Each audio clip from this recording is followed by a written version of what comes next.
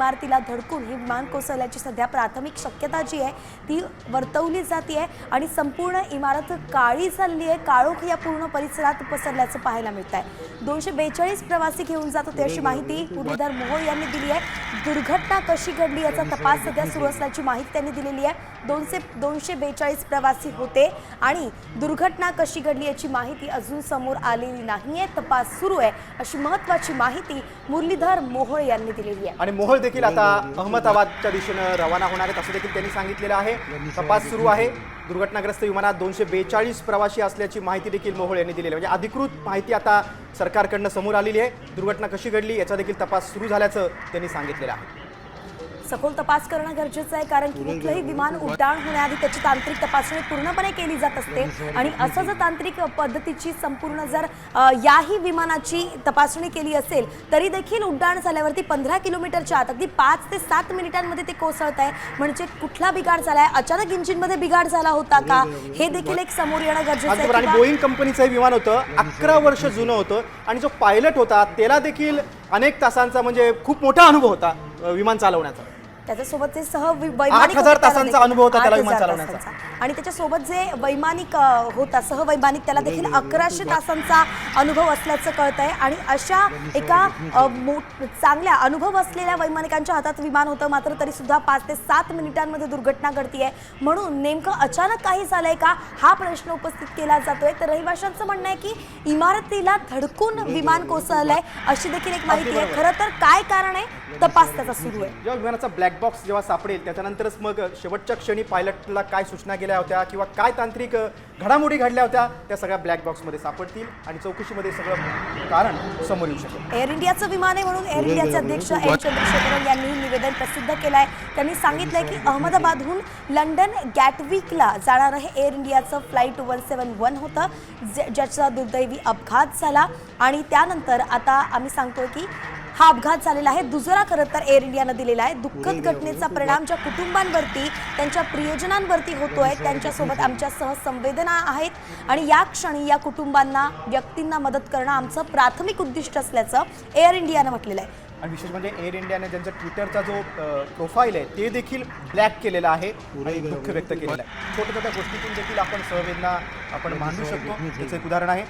आणि मुख्य म्हणजे विमानाच्या इंधन टाक्या पूर्णपणे भरलेल्या होत्या। जेव्हा 1:38 हे विमान कोसळलं टेकऑफ झालं तर अगदी 5 मिनिटातच ही दुर्घटना घडलेली आहे। त्याची आता तांत्रिक कारणं देखील शोध घेण्याचा प्रयत्न सुरू झालेला आहे। एअर इंडियानं म्हटलंय की घटनास्थळी असणाऱ्या इमर्जन्सी रिस्पॉन्स टीम्सना देखील आम्ही आमच्या परीनं सगळी मदत करतो आणि ज्यांच्यावरती याचा परिणाम झालाय त्यांची देखील काळजी घेण्याचा आमचा प्रयत्न आहे। आणखी खात्रीशीर माहिती मिळाल्यानंतर पुढील माहिती आम्ही देऊच मात्र कुटुंबांना माहिती मिळावी यासाठी इमर्जन्सी सेंटर सुरू करण्यात आल्याची माहिती एअर इंडियानं दिलेली आहे। कारण की ज्या एअर इंडियामधनं प्रवासी जात होते त्यांचे नातेवाईक अर्थातच एअर इंडियाला प्रश्न उपस्थित करणार आहेत। त्यांना इमर्जन्सी क्रमांक देखील आता जारी केलेला काही वेळापूर्वीच इमर्जन्सी एक नंबर देखील त्यांनी प्रवाशांच्या नातेवाईकांसाठी दिलेला आहे। काही माहिती देखील आता समोर येते ते म्हणजे आता अपघात घडला त्याची कारणं देखील शोधण्याचा आता प्रयत्न सुरू झालेला आहे। अहमदाबादच्या विमानतळावरची सध्याची परिस्थिती आपल्याला पाहायची तर त्या ठिकाणी सगळी उड्डाणं सध्या बंद करण्यात आलेली आणि पुढची सूचना मिळेपर्यंत एकही उड्डाण होणार नाही अशी माहिती देण्यात आलेली आहे। एअर इंडियाचं बोईंग ड्रीमलाइनर 787 हे विमान दुर्घटनाग्रस्त झालेलं आहे। ज्या इमारतीवर हे विमान कोसळलं त्याची दृश्य आता समोर येत आहे बघा। त्याची दृश्य आहेत। हे इमारत म्हणजे डॉक्टरांचं एक हॉस्टेल होतं। हे सगळे डॉक्टर सिव्हिल हॉस्पिटलमध्ये कार्यरत असणारे होते। 15 डॉक्टर दुर्घटनेमध्ये जखमी झाल्याची माहिती आहे। बघा केवढं मोठं भगदाड पडलेलं आहे भिंतीला। विमान जेव्हा या इमारतीला धडकलं त्यानंतरची दृश्य आता समोर आलेली आहे। या इमारतीत काही विमानाचे पार्ट्स आपण पाहतोय तिथले भाग आपल्याला या ठिकाणी दिसत आहेत आणि हा जो विमानाचा पाता देखील आपण इमारतीच्या वरती असल्याचं पाहतोय त्यामुळे इमारतीला मोठा फटका बसला होता यातून दिसतंय। हे भगदाड देखील दिसतंय। ही आतली दृश्य आपण पाहतोय ज्या ठिकाणी काही टेबल्स लावण्यात आले कदाचित ही खानावळ असावी आणि त्या ठिकाणची दृश्य आपण पाहतोय।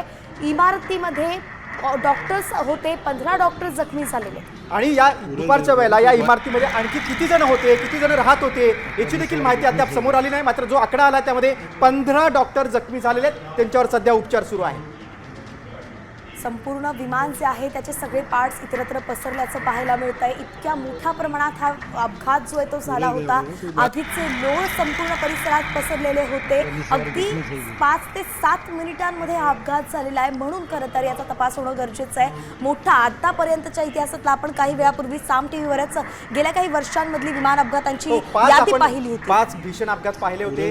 त्या तुलनेमध्ये आजचं ते बघितलं आपण, कारण 242 प्रवाशांना घेऊन जाणारं हे विमान होतं आणि या विमानाच्या इंधन टाक्या पूर्णपणे भरलेल्या होत्या. टेक ऑफ झाल्यानंतर अगदी काही वेळातच हे विमान कोसळलं. आग लागली विमानाला. धुराचे लोट आकाशात वरती यायला लागले आणि आता बघतोय आपण की या घटनेनंतर लगेच अग्निशमन दलाच्या जवानांनी घटनास्थळी धाव घेतली आणि त्यांनी आग आटोक्यात आणली. त्यानंतर त्यांनी लगेच शोध सुरू केला. हीच ती इमारत आहे, त्या इमारतीला जे विमान धडकलं. विमानाचे कॅप्टन होते सुमित सबरवाल, ज्यांना जवळपास 8,200 तासांच्या उड्डाणाचा अनुभव होता. त्यांचे सहवैमानिक होते ज्यांना 1100 तासांच्या उड्डाणाचा अनुभव होता. आणि अशा अनुभवी पायलट्सकडनं सुद्धा हे विमान उडवलं जात होतं. तरी देखील ते क्रॅश झालेलं आहे. म्हणून अनेक शंका कुशंका उपस्थित केल्या जात आहेत. नेमकं काय बिघाड झाला असावा, तांत्रिक तपासणी या विमानाची झालेली होती का, हे सगळं आता तपासलं जात आहे. ही दृश्य आपण पाहतोय मेघानी नगर परिसरातली संपूर्ण दृश्य आहे. याच इमारतीला धडकल्याची सध्या माहिती मिळते, जिथे आता आग आटोक्यात आणण्याचं काम केलं जात आहे. इमारतीवरती सुद्धा पाण्याचा फवारा केला जातोय, कारण की तप्त ती इमारत आता पूर्ण झालेली असणार आहे. इतक्या मोठ्या प्रमाणात हा फटका बसला होता. अगदी बरोबर. दुर्घटनेनंतर आता